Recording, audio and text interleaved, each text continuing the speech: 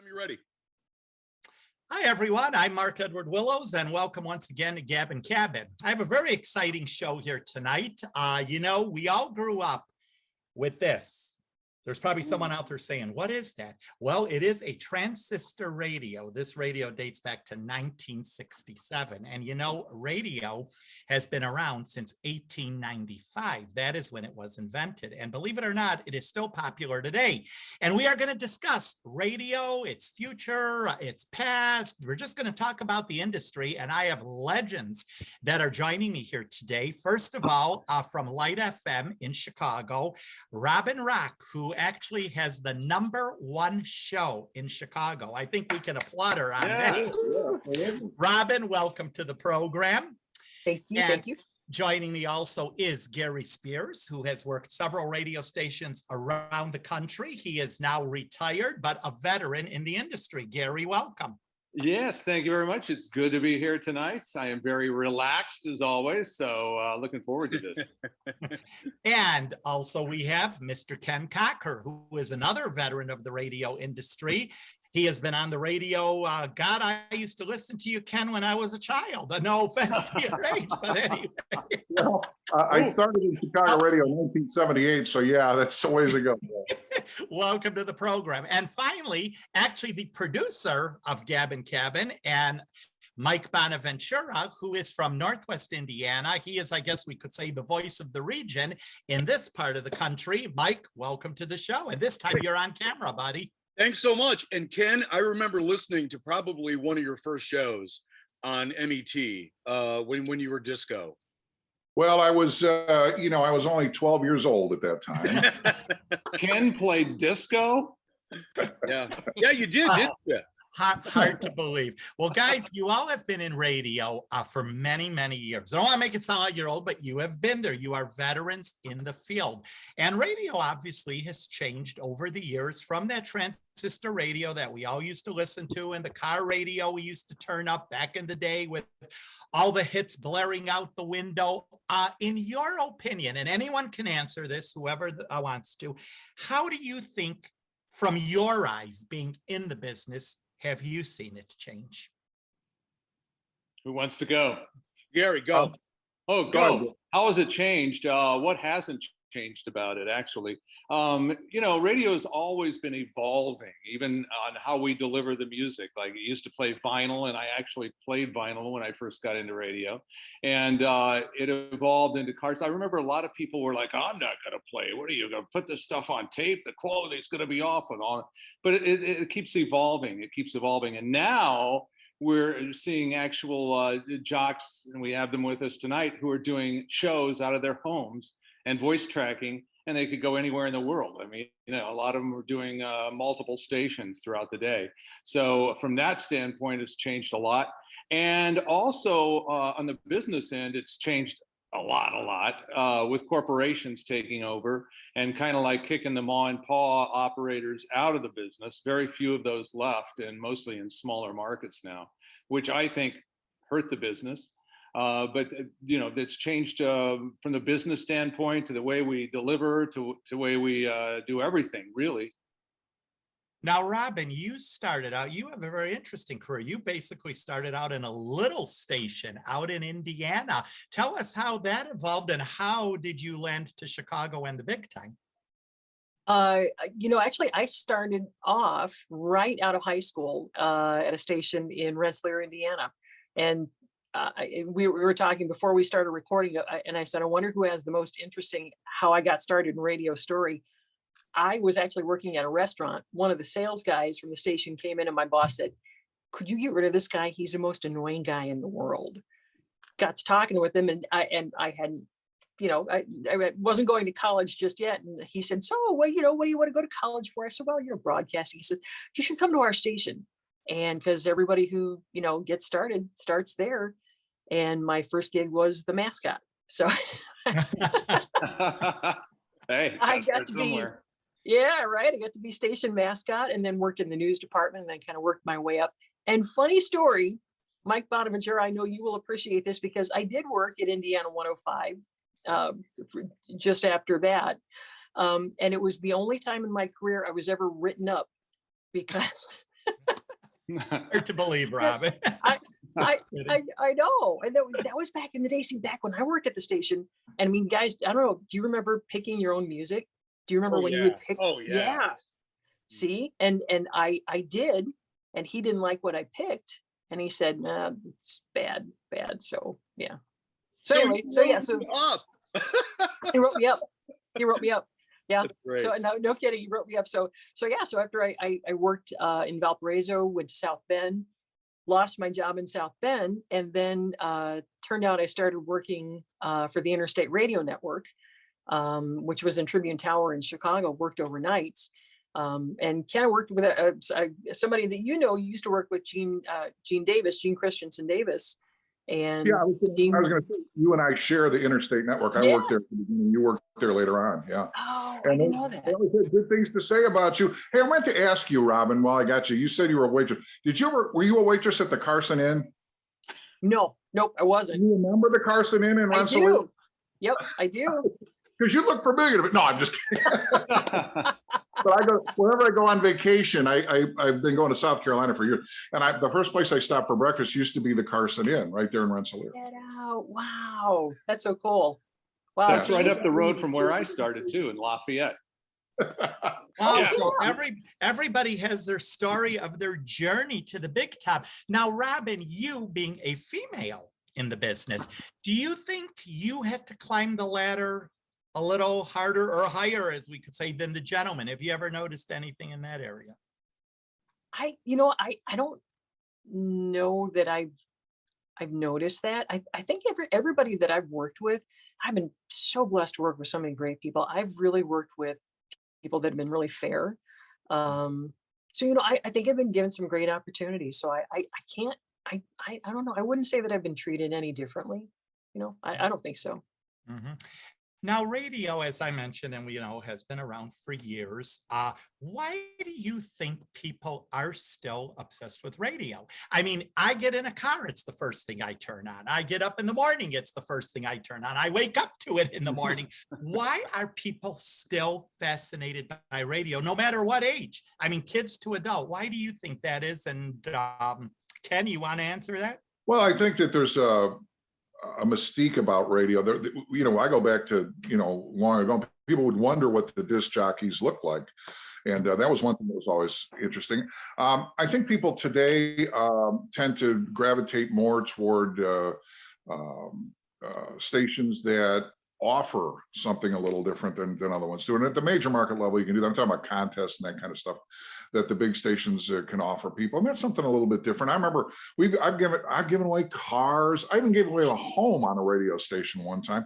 When I started at US 99, it was the first 3 weeks we gave away 20 grand in 2 weeks. I think that's part of it too. The idea, the allure of winning some money, winning some prize. I mean, that's so cool. You win a home. I mean, that's incredible when you think about it. Yeah, right. That's the sort of thing that is interesting to people. Yeah. Now with social media today and everything so out there, as Ken just mentioned, back in the day, everybody visualized you different. We all had our own picture of you, but today people know you and you are out there. Do you think that has changed? Because I'm actually friends with another lady that's a veteran jock. I won't mention the name, but she told me that, the young kids used to call her up on the radio and she had the very sexy voice, blah, blah, blah. And she said to me, they should only see who they're talking to at the other end. And I always remember that. Now, how do you guys feel about that? Because today you're out there to the public. I think that, I remember when webcams first came out, right?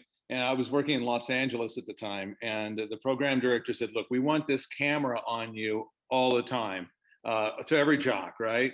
And we had these fluorescent overhead lights, and that was remember when they first started, every few seconds it would freeze, and the screen would freeze with a stupid look on your face, like this, and I'm like, why are you making us do this? This is horrible. So I think it's part of the mystique of not seeing the person in action. When you're sitting there watching a radio DJ do their job, it takes the magic away. It takes that mystique away. I don't know the listeners either. You know what I mean? I don't know them. They don't know me. And so it kind of builds this mystery that happens when you're listening on the radio. It builds mystery, it builds excitement, it builds engagement. I think when you start to see the jock, yeah, I think that might take a little bit away from it. We never really saw Wolfman Jack until probably 15 years into his career, but you wondered, like, what's this guy look like, Right. And when you saw him, you were kind of like, okay, wow, that's Wolfman Jack. We all can't look like Ryan Seacrest. Right. Right. Did any one of you ever have that where a fan came up to you at some event and says, wow, is that you? I had you picture totally different. Has that ever happened? Yep. Oh yeah. Robin's shaking her head. Oh, The funniest one was when somebody actually said, "You sound taller on the radio." And I'm like, huh? I have to tell you though, I really do think and kind of going back to your initial question about what brings people back every day, it's connection. Because I'm listening, Gary, I'm listening to you talk, and Mike, I listen to you, I do, and Ken, I listen to all you guys, and I can hear your personal connection, because I think that's something that not everybody has. A lot of the younger kids, I think, coming in, they have a picture in their head, but I don't think they realize that that's a talent to be able to really connect, to personally connect. And you don't have a lot of time to do it. You guys know you've got to make your time count. So to be able to, those little nuances that help you connect with people, that's everything. And you guys are all so good at that. So that's, kudos to you guys, really. Thank you. Thank you. And also, Robin, kudos to you, because you are the same. That's why I listen. Your connection. I mean, even when you say on the radio, "Hi, it's me, Robin Rock," there's something about the way you bring the audience in, and all you guys are experts in that area, and that is very true. Now, I want to talk a little bit inside the studio, because back in the day, things have changed. You guys mentioned vinyl, all this. Today, of course, everything is computer. Back in the day, you had engineers. Correct me if I'm wrong. I mean, you point it and kind of things were done. How has that changed now? How do you do the computer? Did you have to learn all this or what? Well, I mean, from my perspective, yeah. I mean, you evolve over a period of time. And when I started, you had, as we discussed, vinyl, and you had to put a nickel on the tone arm to keep from skipping.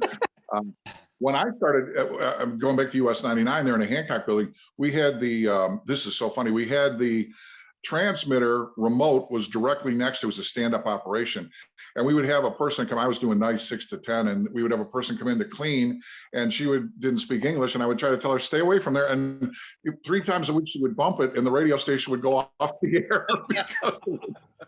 Same thing happened to me. Same thing. I took a bathroom break, right? We had a monitor in the bathroom, and I'm listening. I had a record on, and the cleaning lady was in there and dusting, and I heard this, she hit the tone arm and across the record, and I'm like putting myself back together and hauling butt down the hallway. So it was crazy. So when I was at JOB, we used to. I did the night shift. I started there at night. It was 6 to midnight, Monday through Saturday, and there was a Taco Bell up the street on Indianapolis Boulevard. It wasn't far. It was maybe a 3-second ride. Anyway, I would put on American Pie, whatever it was that could be about 8 minutes. American Pie. Yeah. It got a DeVito, whatever. And I'd go haul over to Taco Bell, come back. Well, one night I was coming back. I was only gone 5 minutes. I was coming back. I got back in my car. I turned on JOB, and I could hear American Pie skipping. And it skipped in the same spot all the way until I got back. Oh yeah. That was, nobody heard it. No management heard it. Which so it turned into a 30-minute song, actually. Right, yeah. And every time I hear American Pie on the radio, I always think to myself, the DJ went out now for a coffee break. Yeah. Oh yeah. Yep. Now, what I mentioned with the computers, how has that changed? Do you find all this technology easier to be on the radio than back in the day? What's your take on that? Anyone, I'll throw it out there. Robin. Go ahead. Well, I will tell you, what I have, it's been a learning process for me because I'm going to be the first to tell you when it comes to technology and computers, I'm the last person you want touching your stuff. I'm just going to tell you honestly, it's just not going to end well. But I mean, the way that so when the pandemic started, they sent us home with kind of a broadcast kit. So it was a laptop, a microphone, and a little mixing board, and that actually has worked out pretty well. It's been a learning process. But you know, I feel like, I mean, so I'm on Light FM in Chicago. I'm also on one of our sister stations in Portland, KLTH in Portland, and then in Sacramento too. And by having this technology, you know, it makes it easier to kind of, you know, get all of that done and still, you know, it sounds like you're right there, like you're in the studio. So it's been a learning curve. It really has, because this is a new system that they've put in. And so there's certainly been some bumps in the road and some emergency calls to our engineer going, what did I do? Or I messed it up somehow. And yeah, so I think it's made it easier. I don't know. Do you guys working with any kind of technology like that? Well, when Gary and I worked at JMK, it was Audio Vault. Now that I'm doing a number of stations, I have to learn different songs. And similar to Robin's situation, I have a little mixing board and a microphone and a laptop, and I'm, farming it out to Waco, Texas, or Portland, or South Carolina. But I have 4 stations. I do all 4 have different software. Wide Orbit is one, Audio Vault's another, Playout one is another. So you've got to learn. In my case, you have to learn 4 different softwares, and it's a little bit disconcerting sometimes, because you're like, okay, once you get the rhythm, it's all right, but it takes a while to, it's much different than what it used to be. And obviously Robin's doing 3 stations and I'm doing 4, and you didn't do that. You had just 1 station. So that's what's changed about it. Are you doing different formats, or is it all just one show? I'm doing classic country and oldies are the 2 formats that I'm doing on 4 different stations. Now, let me ask you guys this: besides the equipment in the house, how is working in the home a little different for sound quality and everything? Because obviously studios are soundproof, all this. Robin, what happens if the doorbell rings or the siren is blowing? Then, or is your home are you in an area designed more like a studio? So we have like a library, downstairs library in our house, and you can kind of see it around me. I've got God love my husband. He put together moving blankets and PVC pipe. And it's awesome because, like, right now, this time of year, it's toasty warm. Mm-hmm. I'm sweating like the devil in here in the summer because it keeps all this. It does a really good job. And I'm pretty lucky that normally, because it's so enclosed, my dogs, because I've got 2 pit bull mixes, and they're not tiny dogs. One's 80 pounds, one's 60 pounds. Wow. They generally don't like hanging out in here with me. So they'll generally hang out, outside of here. So when they bark, and it has happened, usually you don't hear it. Now, what you do hear sometimes, and you'll have to listen for this. So right here next to me, to my left, is my kitty Pippa, who is my trusty companion. And Pippa has a little bell collar on. So a lot of times you'll hear her, because she'll come walking over my board and she'll shake her head and you'll hear the collar. And so it's just subtle enough, though, that more times than not, the music will vary that. So, I was hearing. Now, would you like to work out of the home every day and not have to go into the office or the studio? You know what? Right now, I'm really comfortable here. My pets would miss me, but Mm-hmm. but I do. What I've noticed, and I don't know if you guys have noticed this too, if you're working from home or just home a little bit more. It's really, you realize 2 things when you're out there. You realize how much you miss actually interacting with people, but then you also realize how you're a little more maybe socially awkward because you're so used to working. It's so quiet. And I mean, I was telling you earlier, I freaked out a little bit because I thought we were on an hour earlier, and I was like, this morning, I was like, oh no, because this morning I went out, I worked out, took my dogs out for a walk in the rain, just kind of put my hair back into a bun, and I was like, Lord Jesus, I'm going to be on camera. This is bad. So, a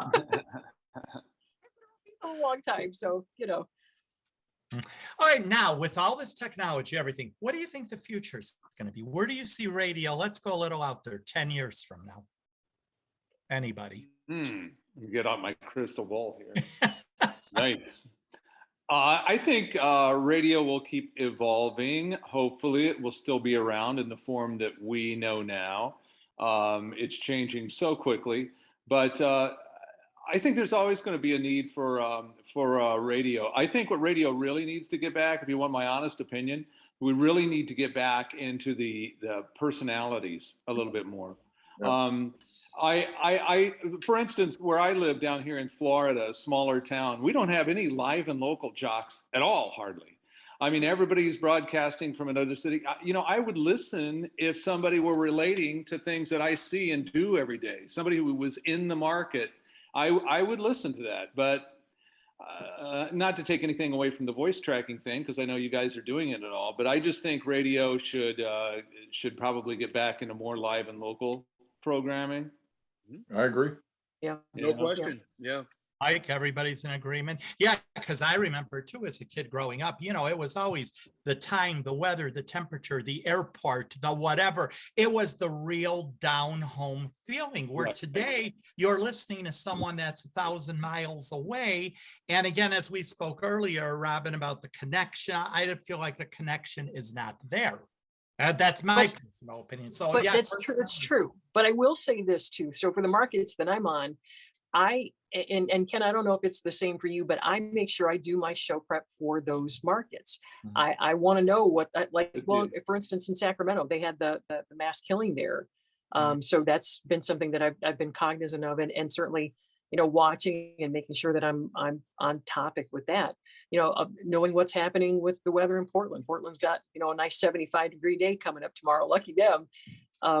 So, I mean, just trying to stay, because I think you do a disservice. I really do. If you are in one city and recording in another, for the same reason, I feel like we're missing some of that personality. Yeah. If you're going to be in another market, I really feel like you're doing a disservice if you don't know what's going on there. You shouldn't be able to connect. Thank God for the internet, because when I was voice tracking, I was at KISS FM in LA when I was voice tracking for Atlanta, I remember, and I would go online every day to find, specific news, local news for Atlanta. And you got to be real careful too, because you can mispronounce a name, and if you do, your credibility is down the tubes real quick. So I would call friends, hey, how do what do you guys call this, or whatever. It's very important. Good point. I think if you generalize a little bit, like if I'm doing Waco, Texas, I'll look at the forecast, but forecasts are never 100% right. So you might say something along the line, hey, be in the 70s instead of saying 78 or 75. The operations people at the stations that I work for will send me little tidbits and promos that I can use, and that seems to, kind of help localize things just a little bit, but it's difficult. But the original question about how in 10 years what's going to happen, I think you're going to see more integration with the internet, with stations. For instance, there's many, and I don't know if you guys heard about this, but there's many big time AM stations that are simply giving their licenses back to the FCC, like WIBC in Indianapolis. And Gary, I know you know that, and I assume you know it too, Robin, was the biggest station in Indiana. They gave the license back because they couldn't make any money with a 50,000 watt radio station. Crazy. I think we'll continue to see more of that. Yeah, eventually there's going to be one DJ for the whole country. Oh no, please, Gary. Now, what do you think of streaming? Because I was always like a fan of WBZ radio in Boston. And, back in the day, it filtered in whenever it wanted to filter in at night. Now you can listen to it anytime, 24 hours. How do you think that has improved with you? I mean, Robin, I know people that listen to you in Los Angeles every day. So, I mean, how do you guys feel about that? Do you think that has helped radio now that anyone can listen anywhere? I think it confuses the market in some cases. I think it's good that I can listen to my buddy Mike Fry in Kansas City every day if I want. But I think on the other side of the coin, if I live in Kansas City and I can get the radio station, why do I need to pick up the stream? There are things about it I like and things about it I really don't care for. I think though that it's going to continue, and I think it's going to be the way that that we're going to go. I mean, this right here rules the roost. So whatever we get on this is what's going to happen. Yeah, Robin, that's very true. Because I know your station, Light FM, all the apps, everything. How do you feel about all of that? I will tell you that I like it, and the reason that I do like it is because I think of one story specifically, and that is I had a college kid over the holidays who sent me, actually called and said, "Hey, I just wanted you to know that," and I forget where, Texas maybe, and she said, "I miss my mom. I can't come home. I miss my family, but I feel like it's home because I can listen to you on the stream." Oh, that's So cool. yeah, so I mean that I guess I feel a little differently because I hear that, and it just that makes me happy. I mean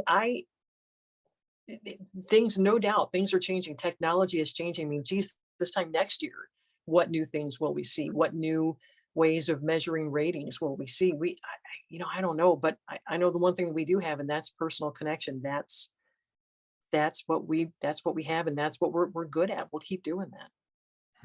How do you guys feel about ratings? Because sometimes you talk to people and, everybody has their opinion. How do you feel about it? Anybody want to chime in? I think the sampling is too small, always has been. Oh, yeah. Like when they would send diaries out, the old Arbitron diaries, they would take a market like, I don't know how many they used in like Chicago, but it was a handful of people. And I'm like, how can you come up with these numbers with such a small sampling of the audience? That's what always made me crazy. And it continues with PPM. And finally, before we wrap things up, did any of you ever think 30 years ago, this is where you'd be today? I mean, like Robin, for example, we'll start with you. When they approached you, okay, be on the radio. Did you ever think this would be your career so many years later down the road? No. And also the top where you're at today? Oh, well, thank you. I not even a clue. And I guess to me, that just tells me that God has a plan and knows where you're supposed to be. And, that's what that tells me. Gary, because you had a very interesting I fell into radio in high school. We had Jefferson High School in Lafayette, Indiana. They had the first television station, the first color television facility in the country. And along with that, a radio station was on the air. And once I saw that, I was going to be a cop before that. Don't laugh, anybody. Wow. I was going to be a cop. And then I discovered radio. And I was going to tell real quick, I know you asked how we got into radio. Quick story here. Do you remember Ray Stevens, The Streak? Sure. That was 1974, right? I was a senior in high school. And the afternoon guy, the high school kids would come out to the radio station at night and streak the station. They'd run around the station naked, whatever. It was crazy. So what happened was the afternoon guy wanted to relate to what was going on. So he said, I'm going to streak my show tomorrow. And the general manager goes, oh, no, you aren't going to streak your show. Oh, yeah. And so the next day comes, Dave goes on the air, and guess what? He's streaking his show. So somebody had to go get the general manager who was at his kid's PTA meeting at school. And he left the meeting not happy, went into the station and fired the guy. But the weird thing is, it's radio. You don't have to really streak. Who's going to know? But he did. Well, this was a lot of fun. And finally, anyone wants to chime in, where do you think you will be in 10 years? Still doing radio? Still playing the tunes? Drooling. Okay. Robin? God willing, that's where I want to be. Absolutely. Yeah. Ken? I don't want to still be working 10 years from now. I would like to be on a beach or playing golf. So finally, guys, anybody has any take? Anybody want to add something yet? Where you see radio, what you would like to see radio become in 10 years? Anyone, what do you think? Anybody else? Right now it's all in the palm of our hand. What do you think? Well, it's like what Gary was saying about personality. I think that if I had one wish for radio, would be to return back to those days when you could really exhibit your personality on the air, not necessarily have a stopwatch either, but literally tell stories, do different things. Some of the greatest radio people that I've ever heard in my entire life, the Larry Lujaks and Kevin Matthews, you know, the John Landeckers, the Ken Cockers, you know, the Gary Spears, the Robin Rocks. You all show your personality to such an amazing degree.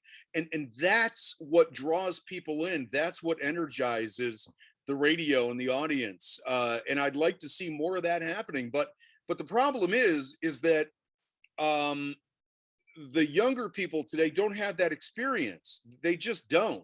But what they do have is podcasting and at least being able to tell a story, if that makes sense. Right. So maybe Yeah. somehow, maybe radio will take a little bit more of a cue from podcasting and come back to personality style radio. I hope that happens. Let me ask you, because you've all been in it for years, what decade do you think was the best for radio? Anybody? 80s, Yeah, 80s were good, 70s, 70s, yeah. 60s Robin? were good. 80s for me, totally. Okay, yeah, for me too, 70s, 80s, that's when radio, I mean, it was the thing, you know, the #1 songs, it was really, really big. And hopefully things may turn and it's going to come back that way. Well, guys, I'll tell you what, we are out of time. I really appreciate you being on the show. Much continued success with your careers. Robin, you hang in there at #1. Gary, maybe you will come out of retirement. Come back, Gary, come back. Yes, come back. And Ken, good luck to you with all what you are doing. And Mike, you being local in the region, what you are doing. So I thank all of you guys for coming on. Thanks for having us. Thank you.